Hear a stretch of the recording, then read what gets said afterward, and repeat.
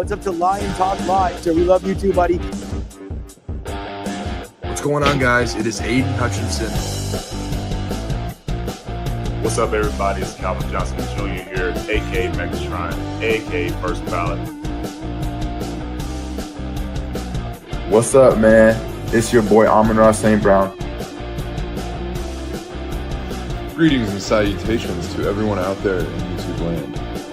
This is Dan Skipper, offensive weapon for the Detroit Lions. Make sure you all help support Lions Talk Live, Coach Dan, by clicking on that like and subscribe button. Everybody, woo! I love nothing more than watching Lions Talk Live every morning. Woo! Woo!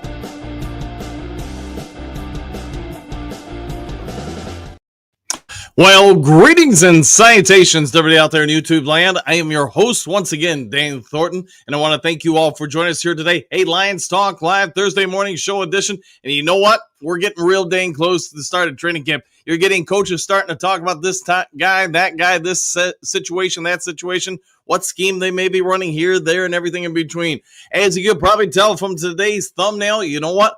We've got a sneaky signing by the Detroit Lions that may kill 2 or 3 birds with one stone and save the team a whole lot of money, while this impact player might just be far better than any of us anticipated. We'll get into that during the main top of the day. When I was getting the show ready, I did see people speculating if it was a coach or player. It is a player, and you know what? We'll get into that in about 15 minutes during the main top of the day. Before we get into the main top of the day, before we start breaking on down all the things going into training camp and stuff, because let's face it, it's going to be here in a hot second. I know we're all ready for the offseason to be done, but you know what? Here's also what I'll throw at you. You're closer to it starting than you are to it finishing. So, hey, anyways, real quick before we get the 5 headlines now, the main top of the day, if you haven't yet subscribed to the Lions Talk Live, please consider doing so. We are 25 subs away from 13,900. So if you could assist with that, man, I would be most thankful of you. Also, if you have a half second of time, it doesn't cost you anything. Reach on down, hit the thumbs up button, the like button, hit all the buttons. We try to get every episode of the show between 2, 3, 400 or more thumbs up or likes. Last but never least, if you are considering buying or selling property anywhere in the great state of Michigan, let alone the continental United States of America, go ahead and give me a call or shoot me a text. You now see the number on the screen, 269-998-2384. We can have a quick conversation, see what I can do to save some time, save money, some hassle. You have questions, I got answers. I've been in the business for over 30 years. So if you want somebody who's going to look out for your behest, look out, make sure you're not being overcharged, gouged. If you don't know what a point is, if you probably know what an interest rate is, you probably want to know what a point is. So we can go have that conversation. This can be for vacant land, commercial property, new building, old building, the new house for you, your mom, or anybody in between. Go ahead and give me a call or shoot me a text. We'll dive on into it. All right, all that done, set out of the way. Let's get this show rocking and rolling and going. And I'm still getting used to the new buttons. 5 headlines now.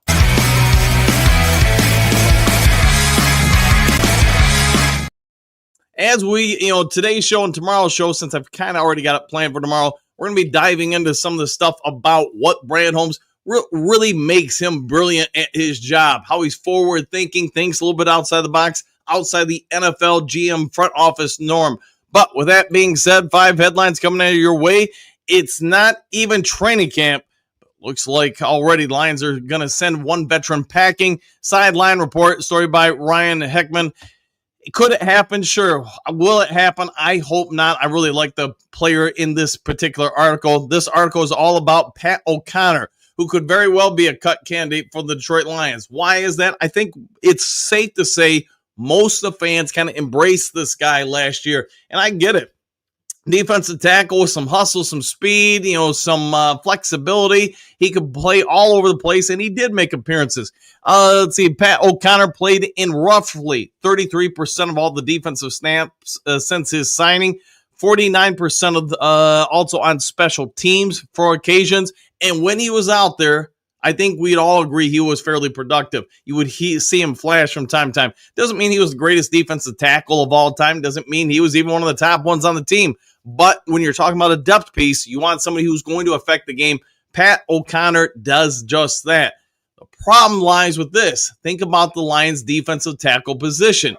How many guys in your opinion, if you were to rank them number 1 through, I don't know, whatever, the bottom of the defensive tackle rotation is, where are you going to put Pat O'Connor? We all get at some point, Ali McNeil is going to be out there. DJ Reader is going to be out there. Tyleek Williams is going to be out there. How about Roy Lopez? How about Miles Adams? You get it. He's got one of the bigger position battles just to make the team that any NFL team or defensive player is going to be able to do. Now, could Pat O'Connor switch to playing defensive tackle and defensive end? If you guys remember this offseason, I've been speculating quite a bit that I think Levi Onwuzurike, part of the reason why the Lions weren't more active trying to get more defensive ends is I think they're going to use a hybrid system where some of these defensive tackles do get switched out to end. In that scenario, not only do I think Ali McNeil might get some reps out there, Tyleek Williams might get some reps out there, Levi Onwuzurike, but also Pat O'Connor. In the end of the day, I think the Lions, we all get it during MCDC's time here in Detroit. He wants guys that can play multiple different positions. So think about the offensive line. How many of those guys can play the number 3 tight end spot? At least probably a few of them. We talked about it yesterday with Giovanni Manuel. We all know Dan Skipper can play the right tackle, left tackle, and tight end number 3. So I think that could be one of the things helping Pat O'Connor. At the end of the day, though, he's going to have to fight and really produce in order to make the Lions 53-man roster, at least in my opinion. We'll wait and see. All right, next to 5 headlines now. All NFC North team. Lions star defensive end sweeps first place voting, SI.com. Story by John Macaron. Probably not a big surprise here. In case you wanted to know, a little drum roll, please, who the defensive end was. It was Aiden Hutchinson. Not a surprise. We all understand that on his pace last year before the injury, and let's never forget, he got injured sacking Dak Prescott. So getting a sack, got injured, it happens, but he was on a historic pace. He was on pace to break the NFL record for most amount of sacks in a season. Number 3 on the list for the defensive end spots for the NFC North, Andrew Van Ginkel. Great for him because, his first season with the Vikings, he terrorized opposing quarterbacks, had 11.5 sacks, 50 pressures. Guy was all over the place. Just proved to be one of the better free agent signings in the NFL last year. Number 2, Jonathan Greenland, another Viking, signed a 4-year, $76 million contract with the Minnesota Vikings to help replace the Nell Hunter. Another good signing for the Vikings, like I said. Hutchinson, if there's any question about this guy, early when he got drafted, I think he's long since put that to rest. There's no longer do people talk about his hand size, his arm length, or anything like that. He's just a highly productive player.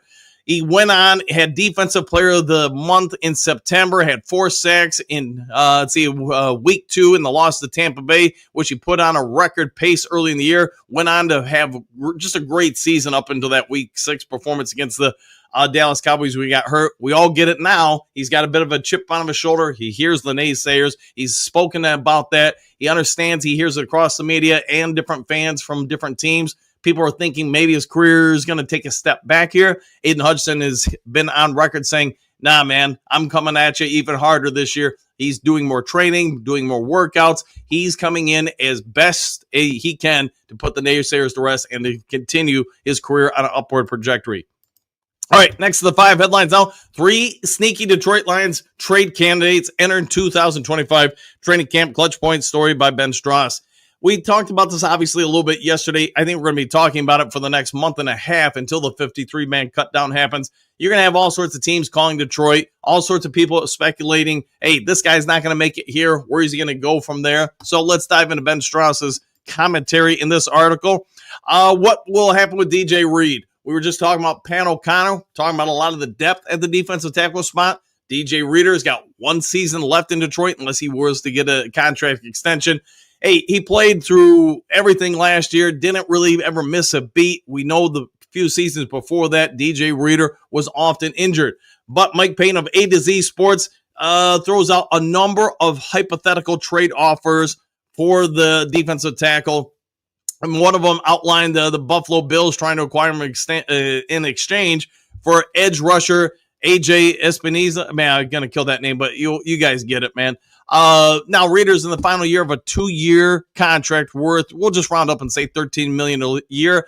He's a borderline unmovable object. We get that. My personal opinion, with Ali McNeil out for the foreseeable future, Why would you get rid of DJ Reader? Well, I guess maybe if you say some of those other depth pieces are just as good, and a lot of those guys are more flexible on the defensive line. You can move them all around. DJ Reader, he's pretty much only going to play the DTI. He's not going to play the DTS or the defensive end spots. So I could understand that if they want to go on from him. Next to the three people Strauss kind of talks about is Alex Anzalone. Is he a part of the Detroit Lions' future? I don't know. Here's what I do know. At this point, he is one of our three starting linebackers. Unless they really feel somebody else can come in and fill his shoes, I don't see Anzalone getting traded. Ben Strauss does, though. Anzalone turns 31 in September, and it feels like his time in Detroit, according to Strauss, is coming to an end because he wants something Detroit currently is not willing to give. I'm not going to dive in this one a whole lot because I think we all at this point know all the metrics about it. Jeff Risdon of Lions Wire, most of you guys know him, also made a cryptic post on Instagram talking recently about an apparent ending of the ways between the Detroit Lions and Alex Anzalone.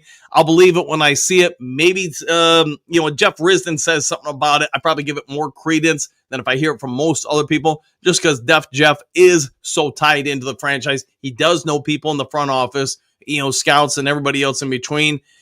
Maybe Alex Anzalone isn't going to be here come September 1st. I don't know, but at least right now, I would not see the Lions parting ways with him unless they were to acquire a starting level linebacker in return.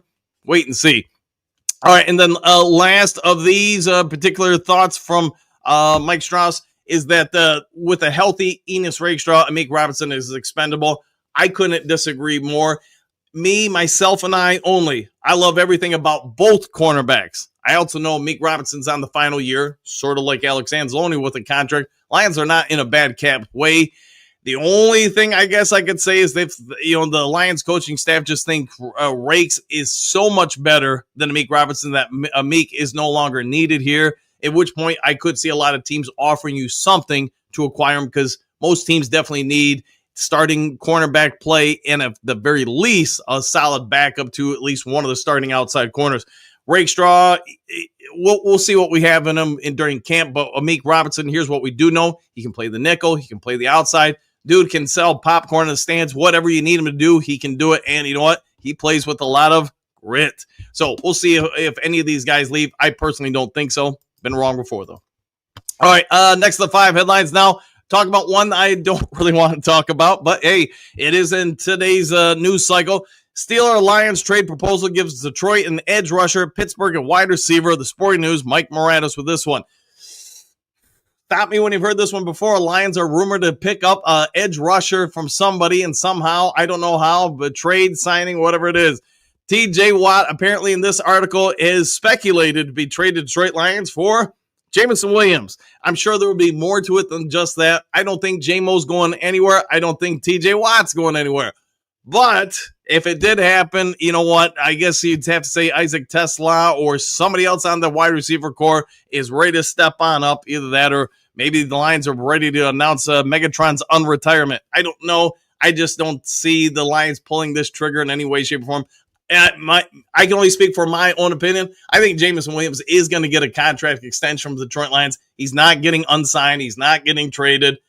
All that being said, if you get it in tomorrow morning's newspaper that it happened, then I guess I was wrong.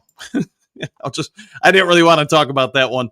All right, training camp preview. Is Terrion Arnold poised for a breakout? Question mark. Detroit Lions on this side. Christian Bohr with this one. My simple answer to this question is yes, I think he is. I think TA, if you watch the entire season, grade it in quarters, I think you can say clear growth progression for the rookie cornerback last year. I get I shouldn't say everybody, but a whole lot of the Lions fans want to call him a bust after the first game, after the second game, after the third game. Let me tell you, man, you can have your opinion. Here's my opinion. I'm not saying yours is right or wrong. I'm not saying mine's right or wrong. Most rookies, especially at cornerback, don't come out and get gold jackets right away. It takes time to learn that position. Even some of the best cornerbacks in NFL history struggled their first year, their second year, then kind of kicked it in third or fourth year, however you want to term it. We'll be talking about one who followed that progression here in the main topic of the day. Either way, I think Terrion Arnold is going to be set for a better role. If he's anything like he was the last 3 or 4 games of last year, and maybe even better than that, then you know what? You're going to have probably a top 20 to 25 cornerback in the NFL this year. Now, most of you are going to say, well, top 20, 25, that's terrible. There's 32 teams in the NFL. Well, let me hit you with some knowledge. There are 2 corners, sometimes 3 corners on every one of those teams. So if you're in the top 25, you're in the top, 20% of NFL cornerbacks. That's pretty dang good. That means you're far closer to being the number 1 guy than you are the bottom of the list guy. So whatever we can say, Arnold showed a lot of tenacity going through all the different stuff last year, getting picked on by all-pro wide receiver after all-pro wide receiver, because the Lions did face a ton of the NFL's best at that particular position last year. TA, you want to talk about a sign of pride, a sign of confidence from the coaching staff? They put him on those guys. They didn't say, hey, somebody else go take him. Let's protect the rookie. Let's throw him at them. And in his defense, and just speaking as a coach here, in my eyes, you could see where he was week 1, week 6, week 18, etc. He kept getting better. And again, you're having the coaching staff, not every snap, every play, every week, but a whole lot of the time the rookie was asked to pick him up, and I thought he did a phenomenal job of it. All right, all that done, set out of the way, let's get on over to the main topic of the day.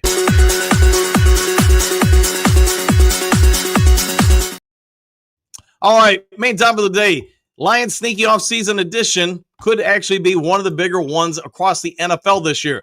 When we all signed Avante Maddox, probably most of us didn't think much of it. We were like, he's not even going to start for us. But not so fast.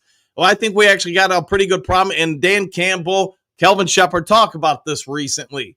The Lions haven't made a bigger move to address the backup safety spot because they've come out and said, Avante Maddox is going to be the number 3 safety for us. He's also going to play the slot for us, so the nickelback, however you want to term it, which makes me do wonder if that is true. If he's going to play in the slot a lot, then where do the other 3 guys go that we just mentioned as far as the starters? Robertson, Terrion Arnold, you guys get it, DJ Reed. DJ Reed, the MCDC talked about it recently, just saying, hey, this guy is going to give us a physical presence in the run defense that maybe, no disrespect for Carlton Davis a year ago, but he's going to take it one up from there. And that's impressive because I actually thought Carlton Davis was pretty dang good. But with Avante Maddox, one of the reasons why I think the Lions targeted him is that flexibility to play safety, to play corner, to play even a hybrid linebacker role. You got all 3 spots in one contract. And let's be fair, his contract is not bad on the books for the Detroit Lions. They were able to get him, bring him on in. He's got a Super Bowl championship, obviously, a year ago. Tim Twentyman, who works for the Detroit Lions in their media department, had an interview with him. And Maddox came here because he thought the Lions were filled with opportunities, and not just for his playing career, but also for a victory progression. He was a 2018 4th-round pick, 125 overall. Maddox had 20 tackles last season, broke up 5 passes for the Eagles in a defensive backup capacity. Now, he will be a backup to make sure we're all on the same page, but he's also going to be playing roughly 60% of the snaps out there. Lions are planning on using him a whole lot, and not on special teams. I mean, just in the games.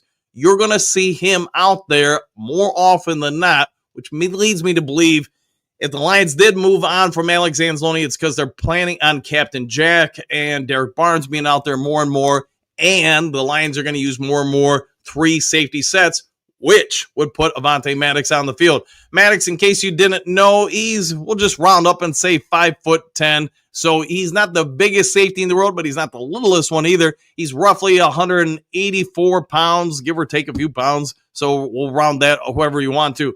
So we all know it. If you've watched this guy play before, he's very fluid. He gets from sideline to sideline. His jump, his radius to deflect passes. That's why he had so many deflections last year. He covers and picks up the ball, locates it with his eyes very well. He would give the Lions nothing against, Ife Melifanu, who's no longer here. Ife was about 6'2". I get that, a bit of a presence. Ife, though, my personal opinion only, I think you're splitting hairs a little bit, but I would say Avante Maddox is a better overall coverage guy than him. Run defense, I do think Maddox is better. I think he flows to the ball better. He reads and reacts a little bit better. His contract, also with that being said, is overall more team-friendly for the Detroit Lions, and I do think you're going to see in the final 53-man roster cut down, I think you're going to see a lot of guys like Maddox guys that earn the spot because they can play multiple different spots, and the Lions are planning to utilize that. Avante Maddox, I know it didn't get a lot of headlines when we signed him, but now that you're getting some confirmation from the coaching staff exactly how they're going to use him, it makes a whole lot of sense. If you can use him in 3 different spots, we'll just say, how much more flexibility do you have to add guys to the rest of the 53-man roster? I'm going to be talking about another one of the guys that the coaching staff talked about yesterday who fits this dynamic. We all wondered about their contract, why they got him. Well, now you know, I think, and we'll know a little bit more on tomorrow's show, and it'll make us probably all feel a lot better. Lions are in a tough spot because they've got so much talent. They've got to try to maintain as much of the talent as possible. So if they can have players that consistently play multiple different spots, whether it's a Dan Skipper, Giovanni Manu, whoever else you want to list, you're adding more flexibility and depth to the team because you don't have to keep somebody who just specializes one role. I know we talked in the 5 headlines now that DJ Reader really can only play one spot, at least in my opinion. That would be one of the strikes against him, where some of the guys competing for one of those defensive tackle spots can play multiple different spots. Levi Onwuzurike, I think you'll see him on all 4 spots on the defensive line. Probably Roy Lopez to a degree. I do think Williams, the rookie, is going to move around a bit. I think he's got that kind of fluidity and speed, athleticism, where he can play the big defensive end, not just the DTI or DTS. All right, Duke Crew, I think Anthony from Roar Lions UK is going to try to join us today. He does have a new work schedule. I think I mentioned that yesterday or Tuesday, whatever day it was. So he's going to try to join us here in about 9 minutes. So let me power through as many comments as I can. And if he's not here, then, and not here, everybody gets out of class a little bit early today. Carrie, good morning, crew. Back at you. 5 fingers ready. Good day, all. Who do we sign? And Stan, excuse me. And now you don't. And knowing is half the battle. Quitting. Greetings, salutations. You all, Maddox is about to be smooth for this D. I would agree, man. I really like when you watch his fluidity on the field, watch how he roams, watch how he locates the ball, and then goes and gets the ball. I am agreeing with you. I think he's a real nice addition, and one that really just wasn't that costly. Bo, good morning, Duke Crew. Is SN? Okay, well, I'll go with that. Sosimo, I'm getting excited. Exclamation point. The season is so dang near. Yes, it is. It's getting one day closer. Troy, Avante is a good player that I was surprised we were able to sign. Me too. To make it in a nutshell here, I really thought that other teams who needed starting help would try to acquire his services. But per his interview, he chose Detroit over some other teams because of the coaching staff, because the culture here, and he thought the Lions had a real good chance to elevate his career, both professionally with playing time, but also get back to the Super Bowl. Well, my phone is having difficulty. Woo! It happens, man. It happens, my friend. Big Dan's, good morning, Coach Dan and the almighty Duke Crew! Exclamation points. And back at you, Silver Server. Good morning, Coach anyone? Same to you, Steve Roger. Who is in the photo? Avante Maddox, in case you didn't know. Henry Moore, good morning, Coach Dan and the Duke Crew. What a team. What a podcast. Exclamation point. What a time to be a Lions fan. Woo! And good to see you, Henry. Big Daz, what's new, Coach? Question mark. Keep up the great job on the show. Exclamation point. Best Lions content out there. Thank you very much for that. Oh, yeah. Always good to see you in the comments section, Big Naz, and hopefully you're having a phenomenal start to your day. Silver Server, I guess my question will have to be answered by now. Who, that is who he is, and whatever. I just got tongue-tied, twisted there, but yeah, Avante Maddox. Pat Rock, what's good today, Duke Crew? Question mark. Tick, tick, tick. Hey, it's just a good day with the crew. Trey, what's good, everybody? Question mark. Is that a player or a coach in the photo? I don't know. Well, now you do know. And knowing, yes, indeed. Silver Server, Coach, I think the reason Isaiah Bonds was not picked up by any team is that his supposed crime in Texas carries a possible sentence from 2 to 20 years of prison. Teams might be waiting on the outcome. Yeah, and I want to say it was my brother Tim, when we did the show, he sent me something over, because I didn't spend a ton of time checking out his entire collegiate career. But allegedly, we can at least say with Bonds, he kind of had a troubled team past in high school, then again in college. And I don't mean off the field stuff, just it would appear maybe he didn't always get along with his coaching staff, his players, kind of was an outsider, maybe gotten a little bit of bad waters with all of them. So I think that could be also contributing why no team has signed him yet. A coach should be, I'll go with that. Drake, Bond had issues with the team and teammates from what I read. I think that's what was sent over to me. Just sounds like not a great teammate. No way we touch him. Could be. And I've been a little surprised right now that nobody has signed him. So maybe it's illegal stuff. Maybe it's other stuff. We'll find out in time. Just greetings, salutations. Home knows what he's doing when he signs targeted players. I agree. They go in with a plan. They don't throw darts at the wall, it would appear. Server, Just Lynn, I think that is a coach, okay? Or is he? No, it is a player. It is a player indeed. Jess, yeah, I don't know. And now you do know. At least hopefully if you're paying attention. Stephanie, good morning, boys. Exclamation point. Day off, so heading into training. Let's get that season here. And good luck to you. I know, man, your clock is getting near here. So whatever I'm trying to say. Look at you. Well, one thing is for sure, it's somebody in the picture who we don't know. Well, hopefully I've spelled it out for you now. France, low-key signings like Maddox, Adams, and keeping Barnes, in your opinion, are the reasons this defense might be much better. To your thoughts there, France, it does sound like we're getting much more versatility out of the players we signed. You could even say with Captain Jack. I mean, he can play to some degree all three linebacker spots. We've seen him play big end. You've seen Derek Barnes play end linebacker. Alex Anzalone, he can play two of the three linebacker spots, at least in my opinion. But a lot of the cornerbacks, a lot of the safeties, to your point, they can all play corner or safety. And I just think that's becoming more and more the norm in the NFL when it comes to secondary. You've got to be able to play all over. You can't just, like my big knock on Kirby Joseph prior to halfway through last year is that he could really only excel at single high safety. Well, Kirby Joseph obviously evolved beyond that because he could play, man coverage, corner, slot, outside. He played it all last year. Kudos to him for developing. Robert, greetings, new crew. Time to woo it up. Well, let's woo it up, my friend. Server, one more week, and it's and the football school's door will open. Training camp. Get on with learning 100%. You're already seeing high school camps open, training, preseason stuff. Colleges are already starting to kind of rev up a little bit. Yeah, the NFL's not far behind. Gary, Holmes won't touch any players with known crime or drug or abuse problems, has no time for all the other legalities and loss of time. Yeah, I agree with you fully. In whether it's Bonds or somebody else, I think it's just not where they're going to go with things, in my opinion. Just who are we thinking will be some of the sneaky good player pickups we made? Well, talking about Avante Maddox, I think he's going to be near the top list. I really like Roy Lopez. I thought he appears to be somebody who can play all across the defensive line. I've said this before. I do anticipate Giovanni Manu is going to actively make the 53-man roster because I do see him being the tight end number 3, playing either tackle, maybe some fullback. I don't know. He's probably going to be used in a lot of different ways. Dan Skipper obviously does that if he makes the team. So I think you're going to see a lot of guys fit that mold, especially if you're not a starter. If you're not, first team, you're probably making the team if you do have versatility.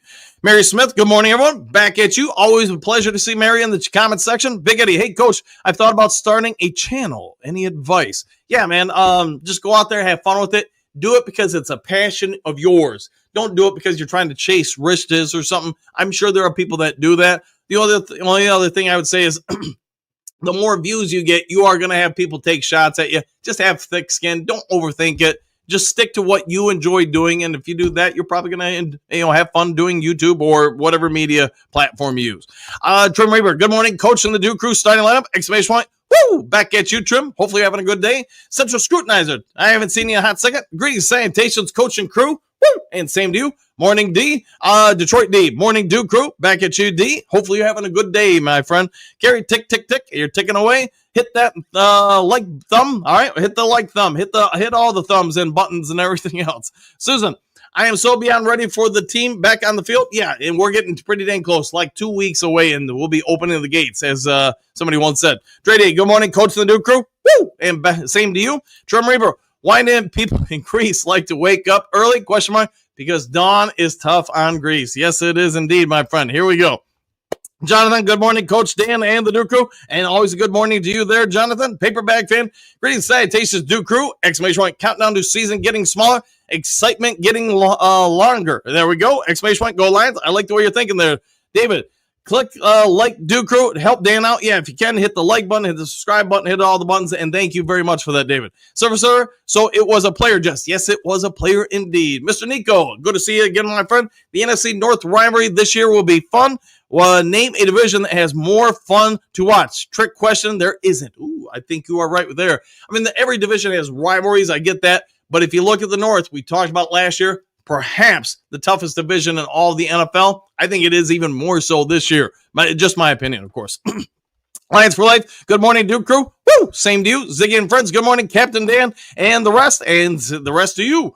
Nate V, I made a live on time. Let's get the party started. Greetings, salutations, Coach and Duke Crew! Exclamation point! Woo! And hey, yes, Nate V, thank you for getting up a little early and making the show. Always a pleasure to have you, my friend. Alliance Super Bowl 2025. Let's go, Duke Crew. We are 17-0 this year. Hutch with 26 sacks, and the team altogether will have 62 sacks. Woo! Man, it'd be a bad time to be an opposing quarterback playing against this team.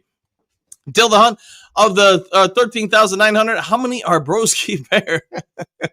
That's a fair question. I don't know. Of course, every time I block one of his accounts, I'm assuming, I guess I really don't know, that it removes him as a sub. But to be fair, I don't understand how that works. Brent is laughing. Lions for life.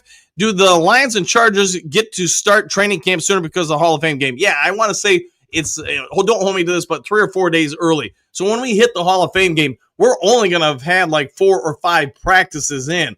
So I would have very limited expectations for how either team looks out there. All right, Rocky, good morning, all. Back at you. Angie, good morning, Duke Crew. I just want to beat Bears twice. Exclamation point. Let's go, Lions. I think you're going to get that wish. That's my personal opinion. Vince E., good morning, Coach Dan and the Duke Crew. All right, guys, and back at you, Vince E. Let's get over to our guest of the day. You know him, you love him. He's the guy from the other side of the pond. He's got stunning hair and looks like he should be in an action movie thriller. Let's get over to Anthony from Lions Roar of UK.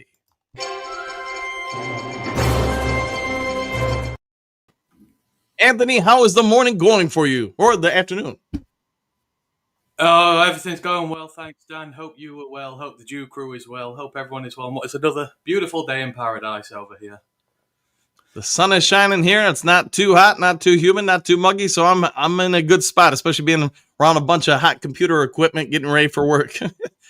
All right, let's start off with this. Lions appear to be trying to select, when they went into the offseason, players that could play multiple different roles. Main top of the day, Avante Maddox. You're hearing more and more commentary from the coaching staff that this guy, the reason why they haven't signed another big name safety is he's going to be the number 3 safety. He's going to be one of the primary cornerbacks coming in off the bench. In your assessment, how good or bad was the Avante Maddox signing? I mean, obviously the biggest thing he brings to the team right now is he's just gone and won a Super Bowl. You know, he's a guy who's been there, done that, and, you know, you want as many of these guys in the building as possible. We've got just 5 players on this roster who have been to a Super Bowl at this point. So the experience is going to count for one around, you know, a highly competitive room. And like you say, the depth is what is going to make or break us this year. You know, last year, injuries happened. The depth was just not able to hold up. When you think that Maddox is probably going to be corner 4 or 5, safety 3, something like that, you know, and he's a reliable veteran who you can bring in, who's been to the big one. You know, it's really good for the depth here. The secondary could potentially be great this year just because, you know, you've got guys like him who can come in, give the starters a rest as and when need be. So, yeah, guys like this, you know, they're very good signings. Obviously, not too bad against the cap either. You know, it's just about trying to get your depth right, and they did it well with this one. You know, one of the 5 headlines we had today speculated that could Rakestraw make somebody else in the secondary expendable, tradable. Do you think anybody from last year's starting lineup, you know, Arnold, Meek, or whoever else, DJ Reed, do you think any of these guys could be shipped out of here? So we were discussing this the other day. Meek is in a contract year right now, and obviously we need to make a decision about whether we're going to pay him or not going into next season. You know, I think he would be the one where you're looking at the potential for, because again, if Meek plays really well this year, Ennis might not sniff this team for a very long time because, you know, no one's going to knock DJ Reed or Terry and Arnold out of the lineup, but vice versa. If Rakestraw comes in and plays well and he does go to that nickel, etc., Meek's not really going to see the field except in relief. So, you know, if I were me, you'd be looking to trade a Meek before the deadline if you're going to do that, because you're going to lose him for nothing in free agency. So I think a Meek's the big one here. in terms of what Ennis does or doesn't do and about him. Because obviously if Ennis doesn't, gets in the team, you probably want to give him another contract next year. You want to keep him around because he's very feisty, very much a Dan Campbell player, very much endeared himself to the fan base. And, and you want to keep a guy like that here long term. So, yeah, Ennis and Amik for me are tied at the hip as to their futures and what happens. With the Detroit Lions, it was also speculated in the 5 headlines now from one of the articles, I don't remember which one, that perhaps the Lions could look to try to acquire another linebacker and ship off Alex Anzalone. I get this situation has been dragging on for, whatever, it's been a month or so now. End of the day, what do you think happens with AA? Again, this is a deal you hope is done before the season. I think, again, you look towards the back end of last year, Alex's presence in the team was missed more than anybody. It shows that we're not ready for life without Alex yet in this team. And, Jack, I want Jack to carry on being a great player and to continue developing and not having the pressure of being that number one guy at the same time. Because linebacker is a difficult position. And, you want Alex around to continue to mentor him. So, right. As far as I'm concerned with Alex, you want to keep him here for at least another year after this one. And then begin that transition over. By year 5, Jack will be the leader of this defense, and he'll be the number one guy there. But I do want to keep Alex around. If not, though, your free agency looks pretty good at this point in the year so far. There's guys coming into free agency. I think Devin Lloyd from the Jags. If you want coverage linebackers, you go to him, and do it all linebackers who are in Alex's mold. You go get him, trade for him during the season, bring him in before everyone else gets free dibs at him. Like, I'd be looking in that direction as well if you can't sign Alex to a longer deal. But I think number one option here is, I want Alex back. I want him on this team starting for at least another 2 years. That would be best for us. When, we've talked about it all off season, the expectation is that anybody who's currently on the 91-person roster is really going to have to battle to make the 53. We also talked about it during the 5 headlines now. We're kind of talking about it during the main topic of the day with Avante Maddox. One of his strengths is that he'll be able to fill multiple different roles or positions on the team. Who are some of the other signings or current Lions players that maybe have a bit of an edge in your view to make the 53 because they can be used in many different roles, not just one targeted role? In terms of the versatile ones, again, you'd probably be looking at guys in the secondary. We talk about safety 3, etc. You've got guys like Lauren Strickland who's been on there. They've done a little, they've put him in a few different positions back there. I know they've played him a little bit at nickel as well. But if you want a third safety, Lauren's certainly one of those who you would probably say has an in. They've kept him round for a reason. So I would fancy him to have a good shot at getting 3. Obviously, he'll have a battle. Kennelly's the one that everyone's talking about there as well. They seem to really like him. Outside of that, I would say the guys that they've invested in the draft are still the ones who have the best inside tracks. You like your Colby Sorsdals, your Broderick Martins. You're still going into year 3 with them. And, ideally you want to give year 3 for your draft picks. So I think the fact that they've drafted them and they're investing in them, the fact that they've put up with guys like Levi and Barnes for so long, despite not quite getting there, and they've broke out in like years 4, it just means that, the process is right, just takes some time with these guys. So I would expect the drafted guys all to have an inside edge with it, especially.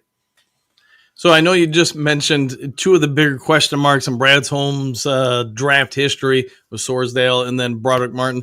When you look at the defensive tackle position, it appears to be one of the deepest on the entire team. How many of these guys can just play defensive tackle, or do you think some of them like Levi or whoever else have to also play big defensive end in order for them to make it? I despise it. I absolutely despise moving people around on the defensive line. It just doesn't work. You've got to be a truly transcendent athlete to be able to do both to a good level. And the fact is, the Lions have struggled for so long because they've tried to find these hybrid guys who work, and they just don't. So if I'm taking my DTs, obviously I think we're using a 3-man front this year more. So for guys like Josh Pascal, etc., that will be better for them. But I would rather take a core of guys who just strictly play on the interior and stop messing around. It just doesn't work. We need an actual edge rusher. We don't need these part-time guys. We don't want Wingo rushing off the edge. I don't want, Levi rushing off the edge. I don't want anything like that. So the DT room, you're right, is deep. Obviously, Aleem not starting the season. Aleem and Wingo are going to miss the start of the season. Right. So that kind of helps. Everyone else will probably get in by default. It's when they start coming back where I think you're going to have a real push there. But I like the bunch that we have. You got proper nose tackle with Roy Lopez. You got your interior disruptors. Obviously, Tyleek's in the team this year. So I'm not sure any of them are going to miss out. And I still think they will persist with Broderick because at the end of this year, DJ Reed is gone. Roy Lopez, you're probably not going to keep him there. Like, Broderick's the only other nose tackle on the roster. And you want him to be the nose tackle going into next year. Otherwise, you've got to go and fetch another one or pay DJ Reed more money than you can afford. And I don't think we want to do that. So, yeah, I think the DTs will all make it. Just given the injuries we'll start the season with. All right, and then we've had some conversations, feels like in the last week, about the Lions wide receiving core. Tim Patrick, I would anticipate is going to be the number 3 receiver going into the regular season. But do you see any kind of situation where Jackson Meeks or Khalif Raymond or somebody else, Isaac Tesla or whoever, beats him out and maybe even makes him expendable? Not Tim. It's Tim's role. Tim's an outside X wide receiver. Raymond doesn't do that. Tesla doesn't do that yet. I think there's just a sheer lack of guys on the roster who do what he does. And until somebody does, he's not expendable. I mean, in Tim Patrick's case, he does have to go out and kind of justify that.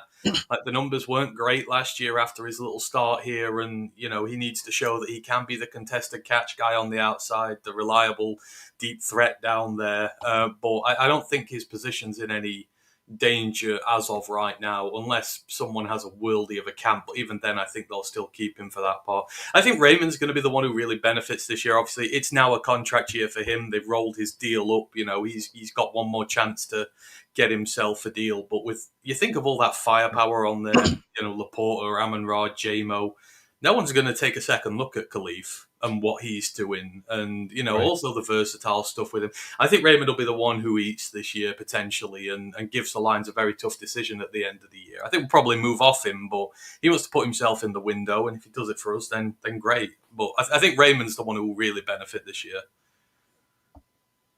So one other question I got for you before you get on out of here, because I get it's kind of your day off or whatever, but have you been able to watch the Netflix quarterback show yet? I have, yeah. I enjoy things like that, and obviously with Jared on it, it's great as well. And it's you can't help but love Jared really more, can you? With everything that gone off, like even since he came, I was very skeptical when we signed him. But what LA did to him, and I think how it affected him mentally, and for him to kind of just shrug it off, like everyone thought his career was dead.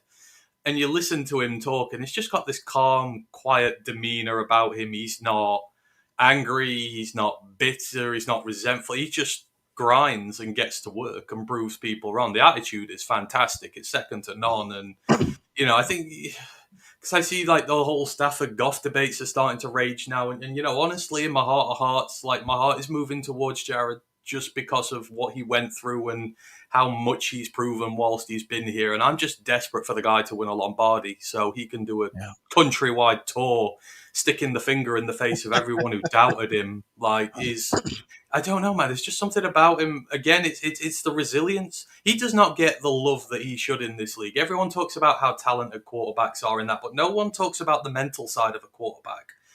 Very few quarterbacks get traded away from a team to certainly the worst team in the league and thrive. They'll play for half a season, they'll get cut, and they'll get replaced by a rookie in the draft. What Jared has done is nigh on unheard of, really, especially in this modern era. Quarterbacks just don't get dumped like this and go back and have the success they do. So, it just makes me root for him even more and everything that's gone on there. So, I'm desperate for him to win a Lombardi here. I really am. But it's good to see him and his story being told, because enough people just don't see this. When they're just ranking quarterbacks, they just go, "Oh, he's there." It's what they see on the field. It's not what they see off it, and not what they see in here. So hopefully, people will appreciate him more when it's done. But I like the series; it's good, and seeing Kirk get washed up and that is funny as well. So I'm not going to lie. So, and then one question for you, and then I'll let you go as we wrap up here. But we get it. It seems like there's two camps when it comes to Goff. You either think he's great or you think he's trash, and that he's just happened to be in the right system twice with two different teams, whatever, over his 8 or 9 seasons in the league. Why do you think he's been able to stay so relevant near the top during two different teams over 8 or 9 different seasons? Again, I think it's the resilience of the player. It has to be. It has to be the mentality of the player. He doesn't, like, you see a lot of quarterbacks who mentally you can see they're broken when they're moved. Like Kirk Cousins, Kirk Cousins. They're mentally broken when they move. Goff comes here. He has a smile on his face. He's just been dumped. The whole world thinks he's done and gone, and you see there's a smile on his face. He's like, no, I'm not. Like he said, I'm not going to wallow in pity. Like, there's a job to be done here, and there's an opportunity in Detroit to be the first guy to win a Super Bowl in Detroit.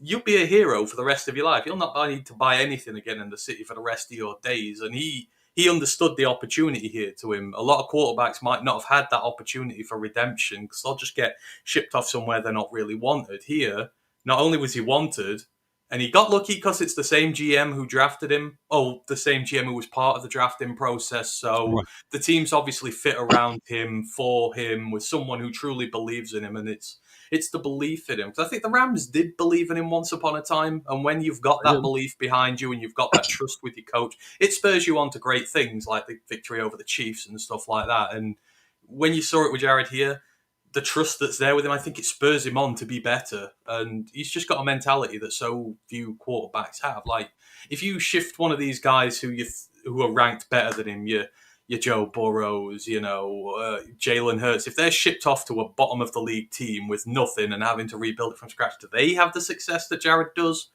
I would argue they wouldn't. I would argue they would struggle. They're not in the limelight. They're not getting all the news. It's not all about them. I just think it's the resilience over Jared that's got him there. And the more he does this, the more people go, oh, it's the system, oh, it's the players. Well, the more times he does it, the more that looks like a lie. Like, very few guys make it to championship games with two different teams. And everyone forgets when he came here, we were awful. Everyone's like, he's got a super team here. He didn't. Like, we nearly made the playoffs year 2 with nothing. Like, absolutely nothing. And it's a young team. A super team is a group of individuals who are at the height of their powers, who are the best players in the league, all formed into one. This is one of the youngest teams in the NFL. So get the fuck out of here about this being some sort of super team that's dragging him along. He's the guy who's made this team what it is, not the other way around. It's his influence. And I think the grit philosophy, there's no bigger story of grit than Jared Goff redeeming himself after being dumped and left to die. And the team feed off that. If your leader's been through it, you all go through it together. Right.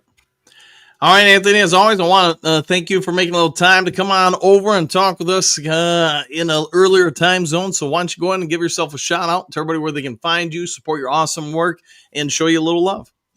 Yeah, you can find me at Roar of the Lions UK. We're a group of Detroit Lions fans from across the pond. So if you want to come and get your Lions news and views from a British perspective, then yeah, hop on by. We're live on Mondays. I usually talk college ball on Wednesdays. I'll actually be live tonight talking college ball. So if you want to drop by and say hi, please do so. We're live during all the games. So drop by, say hi. Yeah, we just love talking ball with Lions fans. So you can find me at Roar of the Lions UK. As always, thank you, Dan. Thank you, Dew Crew. Hope you all have a fantastic day. Training camp is 6 days away? I can't wait. Purgatory is nearly over. Amen. Let's do this. All right, Anthony, go have a great day, my friend, and we'll catch you on the next one. Talk to you soon. Bye. We'll see you now.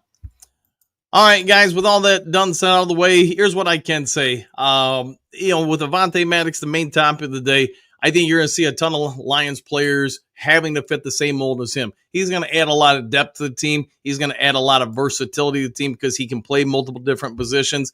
I think you're going to see that on the offensive line, defensive line, secondary. I mean, Tim Patrick, while he may not be the fastest cat out there, here's what I do know. He can play tight end in some capacity. He can block real well. You get it. He's multifaceted. So I think that gives the team a whole lot of flexibility. And Avante Maddox, I think just a brilliant move. In regards to Jared Goff, I get some of you don't like him. Some of you, thinks he walks on water. Here's what I can say. In life, I don't care if it's football or just life in general, The more you do something consistently, that's who you are. Robert, I'll use this analogy. Robert Horry, if you guys remember him in the NBA, he may not have been the greatest player ever, but you know what that dude did do consistently throughout his career? You give him the ball with no time left or only a couple seconds left in the game, he'd hit a game winner. And he did it like 8 different times. So his consistency made him a gamer. You wanted the ball in his hand with the game on the line. Here's what I know about golf. There are less than 7% of NFL quarterbacks in the history of this game. Let that sink in. That have done more than Jared Goff in that time.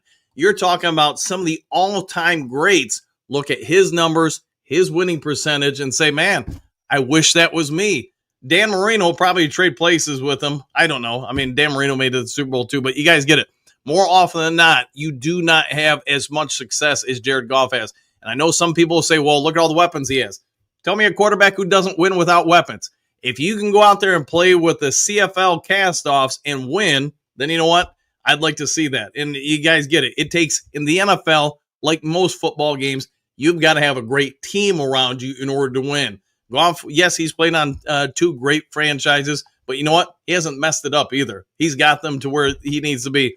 Some of you will say, hey, the Washington game last year, he didn't do this or that. I could say, well, he made some bad plays. The offensive line made some bad plays. The coaches made some bad play calls. Man, that 3rd and 1 empty backfield, oh, that's going to stick with me forever as a fan. The defense obviously didn't make many stops. He gave up, 50,000 points. So it is what it is.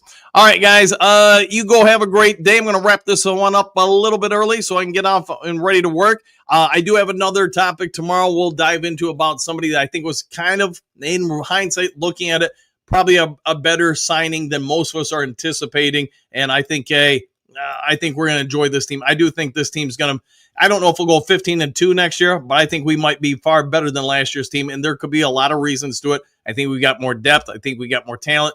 It's going to come down a lot how quickly both the OC and DC can develop or evolve the teams into their image. But go have a great day. Do something kind for somebody you don't know. If you would be so kind before checking on out, hit the subscribe button, hit the like button, hit all the buttons. Do something kind, and we'll see you guys all on the next Lions Talk Live. Have a great day, everybody. Excuse me, sir, would you... Donations to Reverend Moon? Juice for Jesus? Read about Jehovah's Witness? How about Buddhism? How Jerry's kids? Oh, yeah. Scientology? Or nuclear power?